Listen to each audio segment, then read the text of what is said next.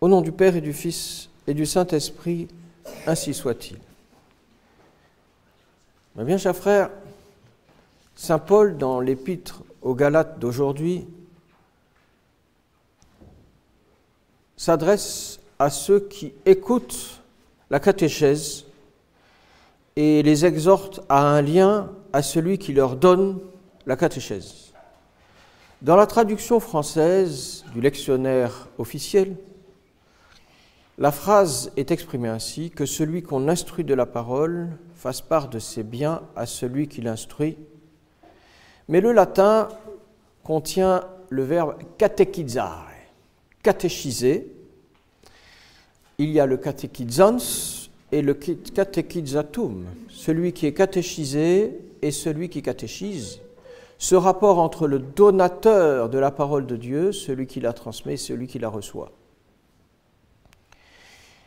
Il n'est guère de mention dans toute la liturgie sur le catéchisme, sur la catéchèse, que dans ce 15e dimanche après la Pentecôte.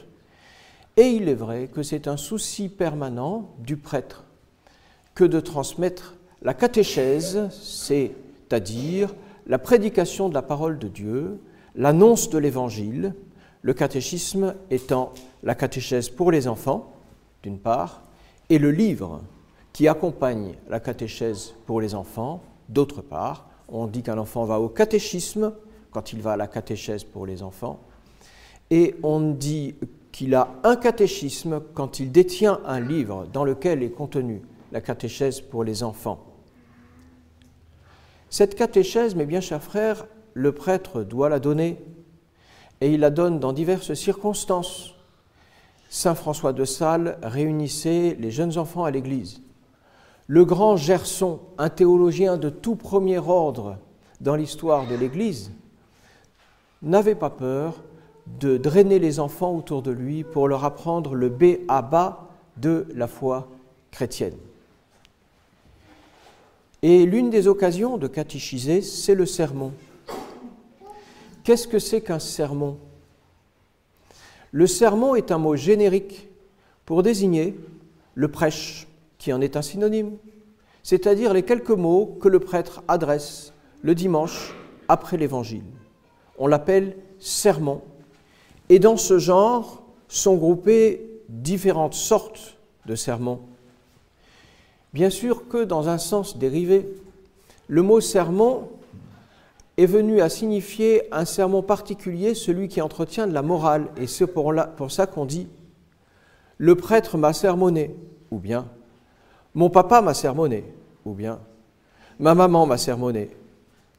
Mais dans son sens le plus général, le mot sermon signifie toute prédication, tout prêche à la suite de l'Évangile. Prêche qui peut prendre plusieurs formes. La première espèce, c'est l'homélie. L'homélie est une espèce de sermon. Tout sermon n'est pas homélie. L'homélie consiste à expliquer l'épître, l'Évangile, pour les fidèles, afin d'en nourrir leur âme, nourrir leur vie spirituelle, à l'occasion renforcer leur foi, les éclairer sur la morale et les exhorter à la perfection. Parfois, le prêtre, souvent, fait consister son sermon dans une homélie. Aujourd'hui, par exemple, la chose ne serait pas difficile. L'épître de saint Paul aux Galates est très riche. Il y a beaucoup de choses à dire.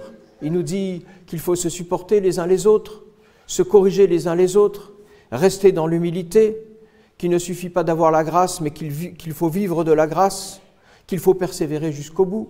Et l'Évangile alors, lui-même, on pourrait dire de nombreuses choses dessus, car cette parabole de Naïm est bien sûr là pour nous figurer l'Église, cette mère qui pleure sur ses enfants lorsqu'ils meurent à la vie de l'âme, et qui appelle le Christ, à travers le sacrement de la confession, à ressusciter, en disant aux fidèles qui se confessent « Je te l'ordonne, lève-toi ». Oh oui, il y aurait beaucoup de choses à dire sur l'épître et l'Évangile, et ce serait alors une homélie.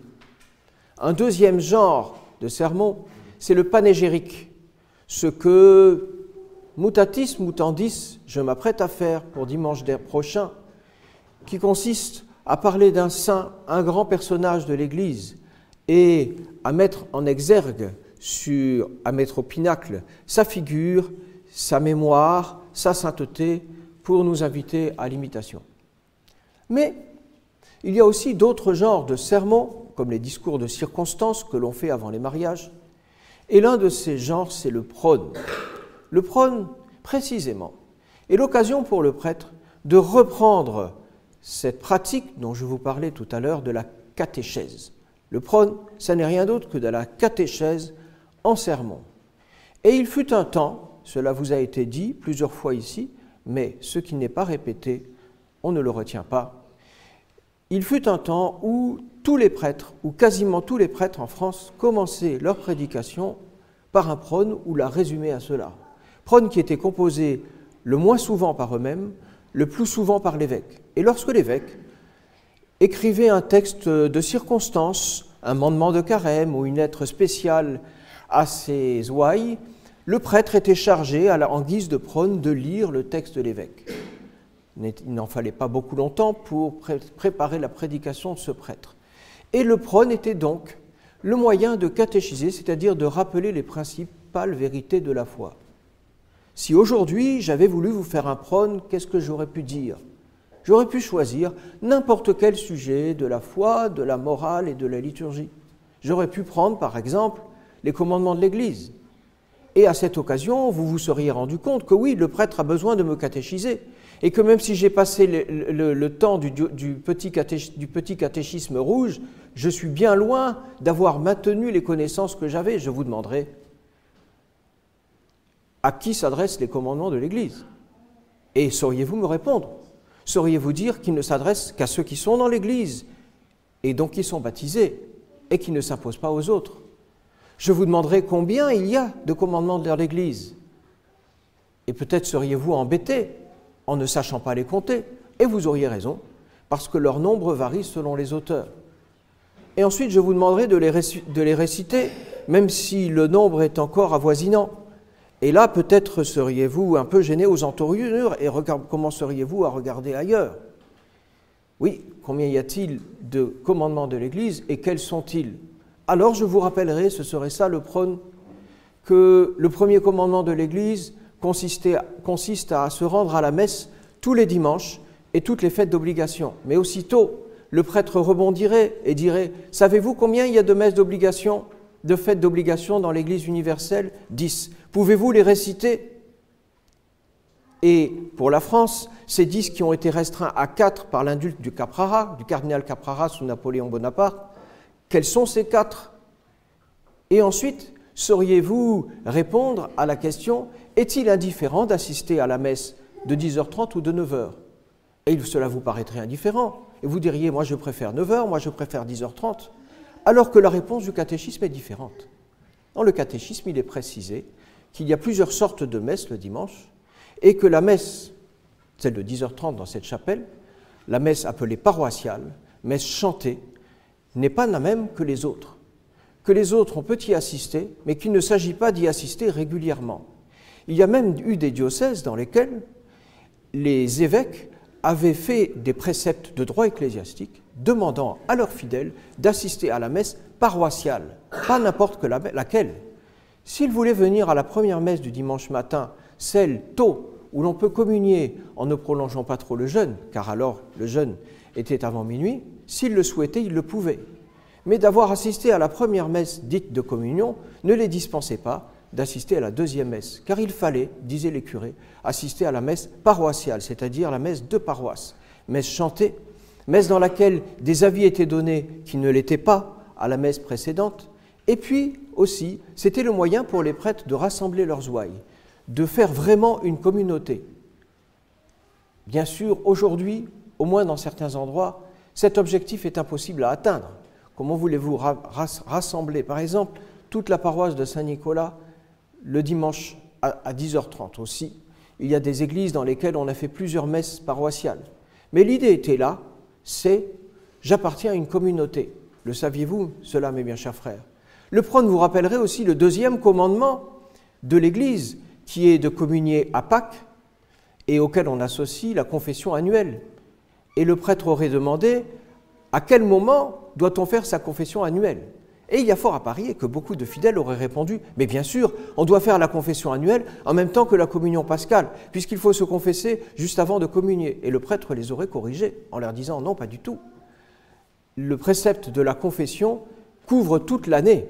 C'est une confession par an, quel que soit le moment, tandis que la communion, elle, doit être faite avant Pâques, à Pâques, après Pâques. » Et puis, il vous aurait demandé « Est-ce que vous savez si...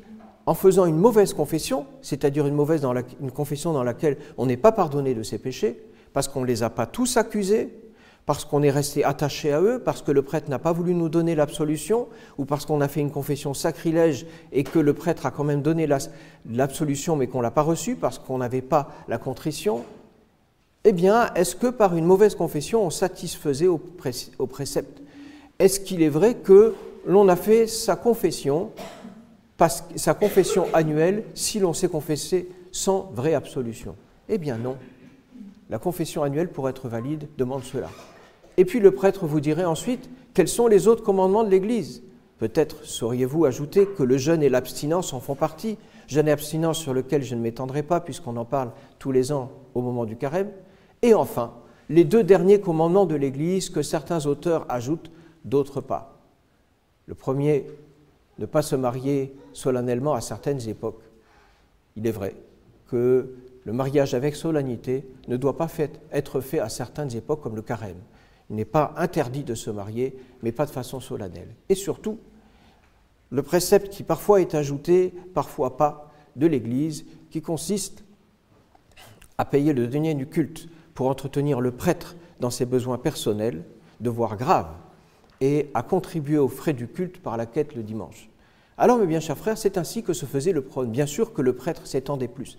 Mais il savait que l'instruction est nécessaire pour pouvoir répondre à notre foi et pour ne pas la garder, ne pas la perdre. Il me souvient d'avoir lu l'histoire comme ça d'une conversation à table où il y avait 3 personnes. 2 avaient toujours maintenu le souci de la doctrine chrétienne et l'autre pas. Et la 3e avait, de pas en pas, laissé tomber la pratique et puis la foi. Et la voilà à table, entourée par ces 2 catholiques pratiquants, elle qui avait perdu notre Seigneur Jésus-Christ, la vie de sa grâce, la foi, l'amour de Dieu. Alors ça discute, et voici qu'elle se justifie en disant que point n'est besoin d'être chrétien, qu'elle l'a été un jour, mais qu'à la limite, ça n'est pas nécessaire.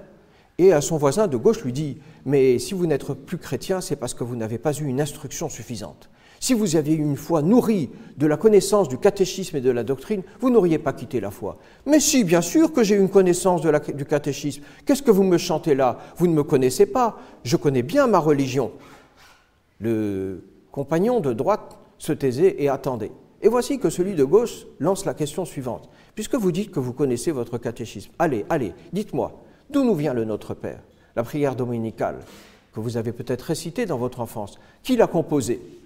Et voici notre monsieur qui essaie de se justifier avec un brin d'orgueil non caché et qui ne savait pas répondre. Il ne savait pas dire qui avait donné à l'Église la prière dominicale du Pater Noster. Et celui de droite, qui était chrétien pratiquant, était un peu facétieux, a suggéré à l'homme de gauche, c'est-à-dire à celui du milieu qui avait quitté la foi, Moïse.